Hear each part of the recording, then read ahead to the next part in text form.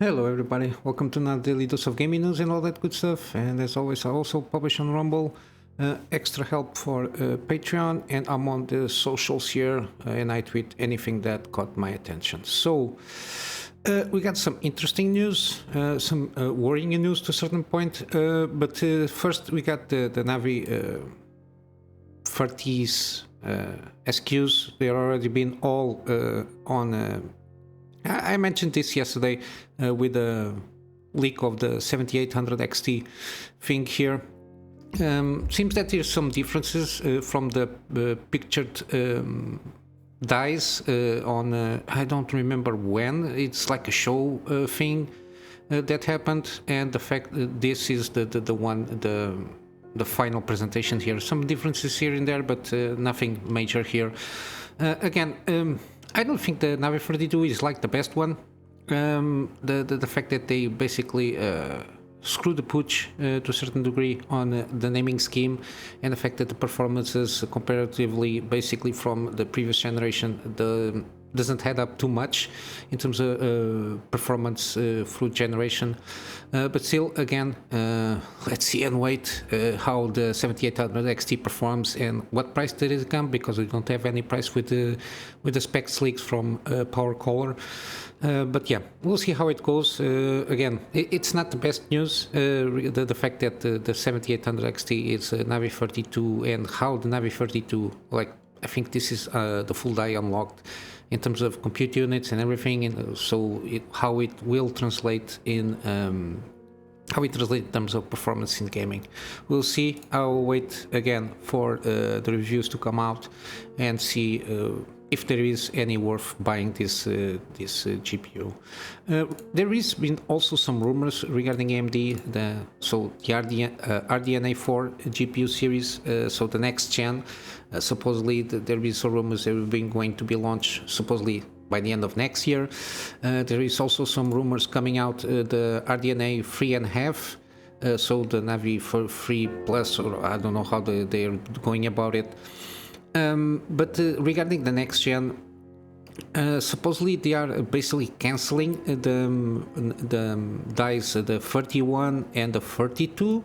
In some rumors, in other rumors, just the 41. It's been a little bit kind of a mess here on the rumors. This guy, Kepler, which is one of the ones, from what I understood, it's like the better ones in terms of leaks and rumors. All the what I saw it here and there. Also some rumors that sometimes I cover here. But yeah. It's not good, even though there is the potential that the fact that they might cancel 41, because I don't know how in terms of R&D, how they're going about it, what kind of issues they encounter, or if if it is too expensive to make a 31. I don't know if, for example, the fact that they're doing the chiplet stuff to combine like 2 dies in one GPU. I heard this also. There is kind of this possibility, but I don't know how it will go about the in terms of performance, how we will achieve also some 3D cache on the GPU dies in terms of memory. There is some rumblings about it. I don't know if it has anything to do with the fact that they managed to put the 3D cache but only in lower end, and the fact that they want to invest on the 3D cache. I don't know. This is all about rumors, so huge amounts of salt on this one in kinds of the information. It's interesting, even though, of course, this can induce an error. The fact that it's going up, the fact this is a leap in performance, which it doesn't translate here very well on the real market here. They didn't officially do anything in terms of changing the roadmap, AMD, regarding the GPU market things here. But yeah, so as far as we kind of in terms of rumors is basically might have, for example, elimination of the 41 and 42 dies, which are the biggest ones and the most performance wise.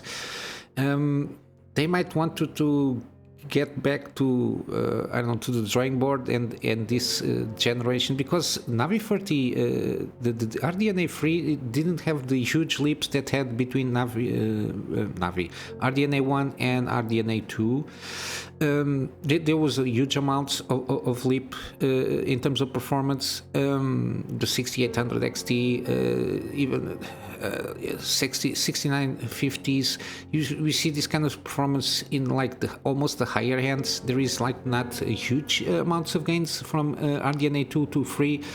There is also at the time some rumblings that it was like an issue in terms of hardware implementation and compatibility of the software that they had at the time, that they theoretically can't push like the gains that they announced performance per watt, like 50 plus percentage in terms of performance per watt. That didn't translate it by any means. It's around 20%. In some cases, the best case like 25 to 30%, if not mistaken. I think it has to do something in the back end and development and how they went about the architecture and how. What kind of obstacles they encountered. We don't know for sure what it was. It's leaks, and leaks are not official statements, so it might as well be kind of as a rumor. But yeah, I don't know in terms of overall scheme of things if they manage to, by the time that they are supposed to launch, and the fact that also in terms of like yields per wafer, if it compensates more for them next gen, going to the drawing book, seeing what they can do with the technology, like the chipset, if it compensates or not, putting like two Navi 33 dies and make it like a 90 class 900 class card out of it, and if there is like performance gains regarding just one huge monolithic die. I don't know. Supposedly, theoretically, I think it's possible, but then we have like the challenges of what they call the infinity fabric, which is basically the connection between the two dies and how it communicates, because there always going to be latency between the two, and the fact there is two, how they are going to be synced between each other. So there are a lot of questions here. I'm not, of course, an engineer. This is basically, I'm reading articles and reading opinions, and sometimes, and this is basically what I can kind of guess to a certain point. But yeah, I hope this doesn't happen, because this is not good news, because we are getting to a point, there is like almost like no good options. Is just choosing between two lesser good options, which is NVIDIA has, to a certain degree, very good GPUs launched. The price is all over the place, so it's overpriced like hell. And then the fact that even the good GPUs don't have like good enough memory, being capacity and also memory bandwidth to deal in what we can call a medium to long investment in terms of the GPU that you go for NVIDIA. Then you have also all the proprietary software that NVIDIA has that basically locks you up in their ecosystem to try to take advantage of it. But then we have like AMD, which is kind of cheaper, doesn't perform as hugely well, but has more longevity in terms of how you can handle memory, being in capacity to a certain degree in terms of bandwidth, so you can handle better gives you more years of life on the GPU that you're going to buy. Mostly of their software is open source. Even the driver part there, it's well above to a certain degree than NVIDIA, because you have everything in just one application, and you can do everything in that application. You don't have to go about between. There is the NVIDIA, the GeForce Now, and then the GeForce whatever desktop. There's like two applications to go about, and yeah. But yeah, it's not good news. To a certain degree, we have kind of better news from Intel, which supposedly Battlemage will have decent amounts of performance. They are aiming for a 4080 kind of performance on their high end for Battlemage, but again, this will take more time. to develop and bring, so around between 1 to 2 years to everything, to even the RDNA4. So we'll have to wait. This is going to be a time frame of 1 year to see how things fold. Also from part of NVIDIA, the 5000 series, I don't know how they're going to, it seems they're going on par what they expected, but yeah. I will try to keep up with this kind of a thing of the Navi 41, and also keep up with the 7800 XT when it comes out in terms of reviews.